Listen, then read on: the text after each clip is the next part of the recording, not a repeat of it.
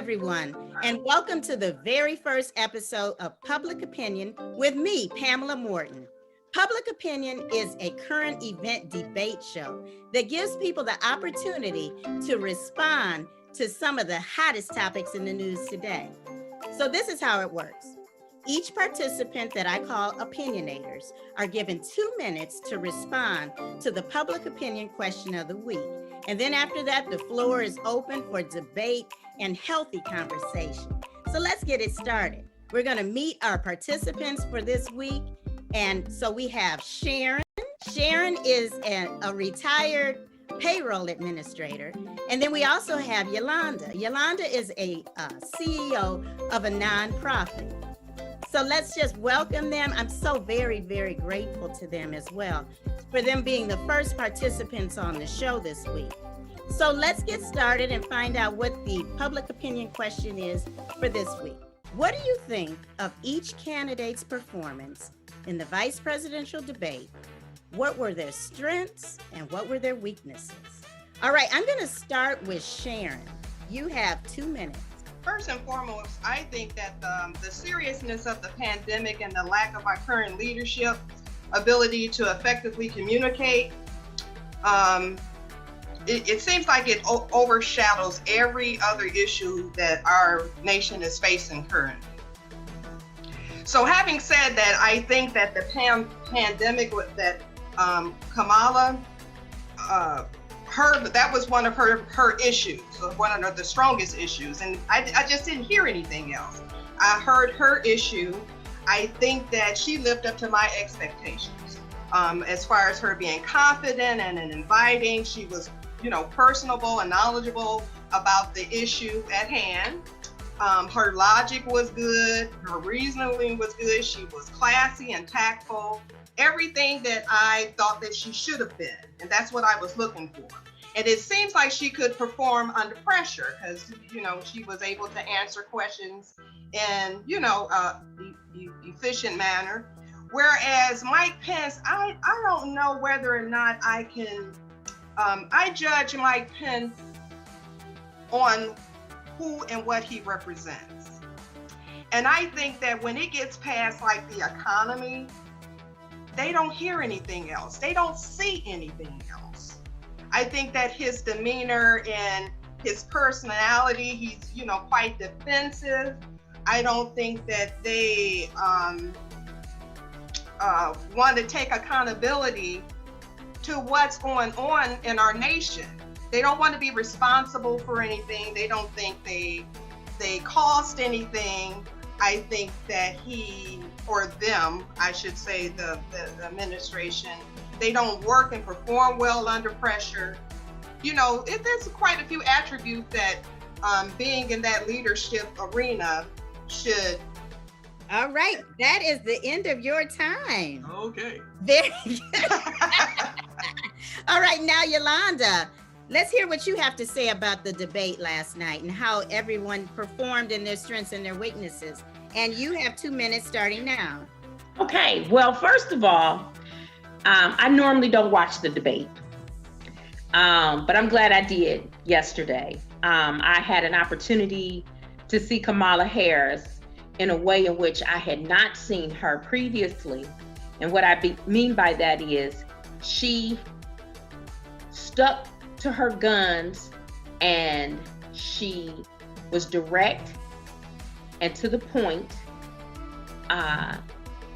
Aside from her facial expressions, because we kind of all know what those facial expressions mean, I'm sure if she had the opportunity and it wasn't the debate, she probably would have said what was really on her mind. But with what I saw in her, I saw a woman who was very poised, very thoughtful. She was professional, knew her history. And that's what I loved about her because politics is not one of my strengths. But I learned a lot from her last night, which I thought was very helpful for me as we move forward through this election. And with Mike Pence, I'm gonna be honest with you, I had a sense of discernment in regards to him. And honestly, when I saw him and he spoke, he was so cool and calm. But I kept thinking, what world is he living in? Because he clearly is not living in the world that we're living in, where so many people are dying from COVID-19, where so many people have lost their jobs. I have seen people who have come to my agency who are in need of food and at one time was considered middle class, and now they don't even have a paycheck to go to. The little money that's being given right now is not enough for families to survive. And so I felt that when the moderator was posing the questions to each one of them, he really didn't answer any of the questions. I felt she answered all the questions to the best of her knowledge. All right, and that's the end of your time. Now we're going to go into the discussion. I really appreciate, and I think both of you gave really good responses. This is an opportunity for you all to actually question each other or just have a discussion about what happened. And so I'm going to really kind of start it out. After the debate, there, as as everybody listens to the news and how they have recaps and discussions about what was going on. But one of the things that people kept talking about was the fact that Kamala had to really, really be guarded about her responses and how she came off and how she appeared.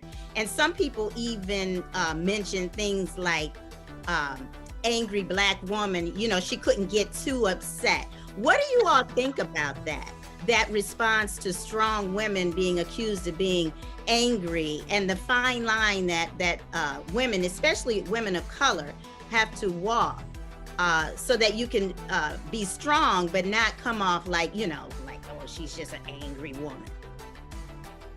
So I've seen so much about women in leadership, especially women of color, and I've heard that quite a bit. But I look at something that my grandmother always taught me. When you lead from the heart, but yet you have to be smart about it. And so because people typically think Black women are women who are always angry, I always let people know, first of all, if I sound very hyper, if I sound excited, I'm very passionate about what I talk about. And I let people know that about me, because I believe when I do begin to speak and I talk about whether I'm advocating for families or doing something that's important to me that's going to affect other people, I let them know and they see the passion come through. But it's sad that still in this day and age, we have to tread lightly. You can't roll your eyes. You definitely want to be careful, because the first thing someone said to me once in my career is that, oh, I noticed you're not one of them Black women that do like this and be moving her hips. Well, I've never done that. So I didn't like that, and to be associated with that, I said, well, not all, first of all, let's take Black out of it. Not all women act that way. Mm-hmm. For me, I like to be calm, but yet I'm very excited about what I talk about. I'm tired of hearing it. I think Kamala handled herself very well last night, and I believe she caught herself on several occasions, because it's one of those things that he wasn't telling the truth, and he was sparking something inside of her that made her feel like, I need to set him straight. But she had to do it in a way that was acceptable for all people and not just us as Black women. Mm-hmm. What do you think, Sharon, about that? I just find it mind-boggling that we accept the way that this administration responds to things. I mean, we look at our leadership. Why do we have to constantly be held higher than what we already have, the standard? Mm-hmm. If you look at President Trump, he's not gonna tiptoe around his words. He doesn't have very many words. His vocabulary is limited, you know, right. and we're still held at a certain level of responsibility. We as Black women like to be understood, and what's understood does not need to be explained. So if I need to express myself, I need to express myself through my actions. I want you to see in my face that I'm serious about what I'm passionate about. Mm-hmm. And I think that intimidates a lot of people. And they actually use that in a work environment to not give us our rightful promotions, because they feel as though we can't handle or they can't receive what we're trying to tell them in a way that's passionate for us but intimidating to them. They don't like to be told certain things by us. Yes, I think there is a big intimidation factor. It is. If you look at Pence yesterday and how he kept taking time, and he didn't even have respect for the moderator. And I have a big problem with these moderators too, because I'm just like, where are they getting these people from? Because if it was me, I would have to tell them, look, now I'm handling this debate, okay? Now, if you're not gonna abide by the rules, then we're gonna have to stop. But it's almost like they're just scared. They're like, oh wait, you're going over your time. No, and that's the problem. I think that he can't follow basic rules and give respect. And so I think it's just it's sad. It really is sad to me. I don't think he can. I think he doesn't want to. Yeah, he chooses not to. And that's true. And see, that's another thing. And that's another thing I want to talk about is if Kamala was doing what he was doing or what Donald Trump was doing, what would they say about her? I mean, he already came out today and called her a monster. I don't know if you all know that Donald Trump referred to Kamala Harris as a monster. So what do you all think about the fact that she has to be strong? She has to be able to step in at a heartbeat if Biden is elected and God forbid something happens to him. And that was a question that was posed to her. But it was almost like, why would she even have to explain that? Because being a vice president by definition means that you should be ready to take over if something happens to the president. Well, I think that the minimal requirements of becoming a president is the issue. You're looking at if you look at Kamala with her background, just her experience and knowledge and education, it's far surpassed anything that Donald Trump could bring to the table. And Pence too. I don't know if Pence has an opinion or an objective, because he's riding behind Trump. And I think I don't know what it is about him. I don't know what it is about Trump. What does he have? He has a hold on his administration that people are really walking on eggshells. Anytime a person can be diagnosed with COVID-19 and have people parade around in a limousine, I'm just saying that is he intimidating to the fact that they're literally scared to lose their jobs? Well, I don't know. It probably could be any number of those factors. I think sometimes he just appeals to a certain segment of society that can go for the things that he's selling, and he's a masterful salesperson. Which is why, if I could just say something to that, Pam. So that brings me to, we're looking at Trump and the things that he's doing, but let's think about the people who allow him to do those things. They support him. The Republicans are supporting him. They know how he's acting. They know it's not acceptable. They know it's unprofessional, but yet they allow it to happen. Yes, you may have some that are afraid of him, but there are others who like what he's doing. They like the way he's shaking things up.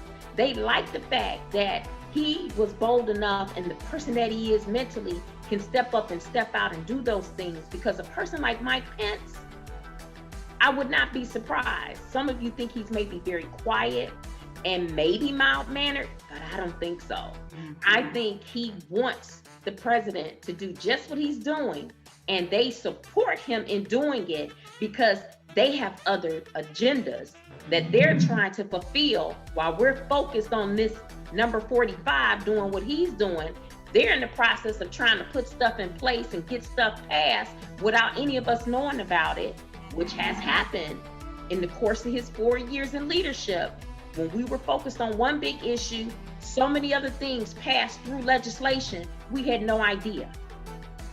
And so I believe Mike Pence is probably just as smart and knows what he's doing when he's acting the way he's acting. But I think, honestly, They like the way number 45 is acting because it gives them the opportunity to keep doing the other things behind the scenes that we won't know about until this new leadership gets in office. And they're going to find out some of the things that they're going to have to deal with. They're going to have to unravel because stuff was accepted and voted on and put into Congress, and we didn't even know about it. And now they have to tear it down because it's not acceptable. It's not helping all people. Well, do you think Kamala did a good job of calling him on some of the things that are going on? Because there was a question and that I really wish that she had kind of pushed him on more, and that was the health care plan and the fact that there is not a plan. They want to dismantle the affordable health care, but they have still yet to propose any type of a plan. And I think that Kamala really had an opportunity to call him out on that, because Mike Pence, when he didn't answer it at all, he just went on and started talking about other things.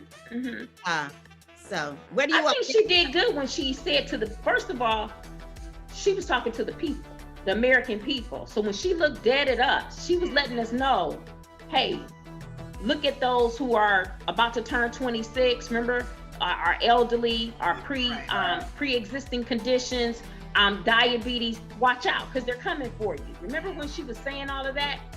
To me, and saying it to the public the way she did was that heads up for us to know that there is still more to come that's going to affect us later. So we better be smart about this and get them out of office. I think she can only say so much before other people start condemning her and not want to hear her. Because you got to remember now, she has to be liked by everybody just about that have voting rights. And you know there are some people that take one side, whereas two others take others. But then you got those that are in the happy medium that's like, well, I can take her and I cannot take her. And so she has to be able to appease to everybody. And so I think she was trying to be careful with that and not, number one, get caught up in the stereotype that we just talked about. Number two, she knows her facts. She's factual. Whereas so everything we've heard prior to has not been factual.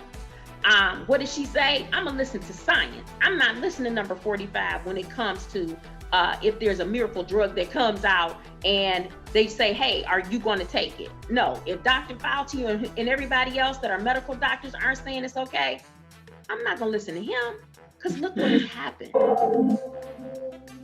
Absolutely. That's very good points that I hope that helped a lot of Caucasian women and other women who were still teeter-tottering on which side they were going to go. And I hope last night what she did helps them to go on that other side and they vote for Biden and Harris. I'm sorry. That's all right. In closing, what do you all want to say about what do you think were her biggest strengths?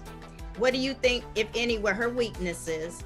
And what do you think were Pence's biggest strengths and his weaknesses? And Sharon, I'll let you end with that. Well, I think that I'm going to piggyback off of what Yolanda said. I think that she just described Kamala's biggest strengths and her weaknesses. But I think that at the end of the day, it's not going to matter. I think that the nation is so tuned into the buffoonery of Trump. I mean, it's not going to matter. She can bring everything that she can to the table. We saw that last night. Yes. It's not going to matter, Pam. It really is not going to matter. This is the state that our nation is in right now. It's not going to matter. People's minds are already made up. It's not going to matter. She was clearly the stronger candidate last night. Without a question, without a doubt.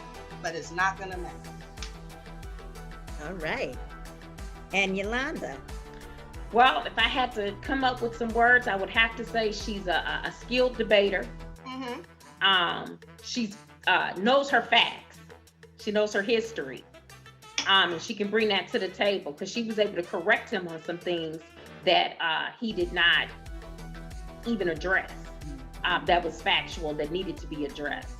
And then I like the fact that she spoke for everybody because we're all in this together. So the way she spoke to the American people. She spoke to us, and she's all about being an advocate for us. So those are the three qualities that I think that stood out last night that I thought definitely was very, very good about her. When I look at Pence, well, I'm gonna be honest with you. When I heard number 45 speak for the first time, it turned my stomach. So when I hear him speak, I don't feel good, so I don't watch it. So to sit and watch Pence last night, I will be honest, I looked at him and said, he's a con artist. He's just smooth talking, very reserved. He was kind of stoic in a way, but you knew he was lying through his teeth because you're living the reality. And it felt like he's not living the reality. All this stuff that he thought was great and what they're doing so great, no, it's totally the opposite. So to be honest, his strength, I'll be honest with you, I couldn't think of any, but I know he has a problem talking to women because he talked over her, he talked over the moderator. He makes me nervous. He makes me nervous. And he couldn't address any question. He didn't address any question. He always wanted to point things back at what she said and wanting to correct her, which she, to me, didn't make any errors. She was being factual. He's just not living in reality. I think when you compare the two, and I think what people were looking at after the debate, who tried to say, oh, well, you know, Pence really was, you know, forceful or whatever. But the fact of the matter is he may have been forceful, but he didn't have any substance, I don't think. I think he has an art to evasiveness. And I think that's something that he and Donald Trump have mastered. It's like they have taken a master's course in how to evade simple questions or how to go around without directly answering. So that was the problem that I have had with these debates, is that I don't think that the moderators are holding them to the task of sticking to the questions. And that is a disservice, in my opinion, to this country and to this nation, because we watch debates to try to get an understanding of what their views are and their platform and their policies and what they intend on doing for the country. But when you don't even answer simple questions and you just want to create your own narrative, I think it's a disservice. And I'm quite frankly, I'm tired of looking at these debates. I was happy to watch Kamala because I think that she knows her stuff. She knows what she needed to do. But I do not believe that she is in the same arena or spectrum with them, because she doesn't aspire to be like that. She doesn't want to be a liar. So you have to want to not be a person to tell truth, to be so evasive. You have to be a person who either cannot answer the question or you just don't want to answer the question. And that's what I get from Pence and from Trump. However, I think Pence did a good job of being evasive. That's what he came there to do. He came there to write the narrative, whatever he wanted to talk about. It didn't matter. It really didn't even matter what the question was. They could have asked him where he lives and he would start talking about something else.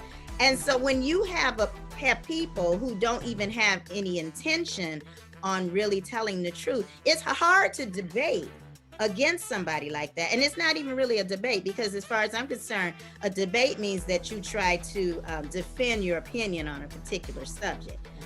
But if you're not even going to talk about that subject, it's almost like it's a waste of time. So it doesn't matter. It doesn't matter. They are our current leadership. Right. Well, I just want to say that the moderator, she was better than the first one that did the debate with number 45 and Biden. Now, I will say, though, we have to remember some time ago, and keep in mind, I don't watch these debates, but I remember that number 45 didn't like somebody and tried to destroy that person's career as a reporter because that person was speaking the truth and he said it was fake news. And I can't remember if it was Rachel Maddow or who it was, but it was somebody that he did not want them to be the moderator the next go round. And I'd have to go back and look through my history because I hate throwing names out there, but there is somebody that in the previous election he was like, that person could never interview him again.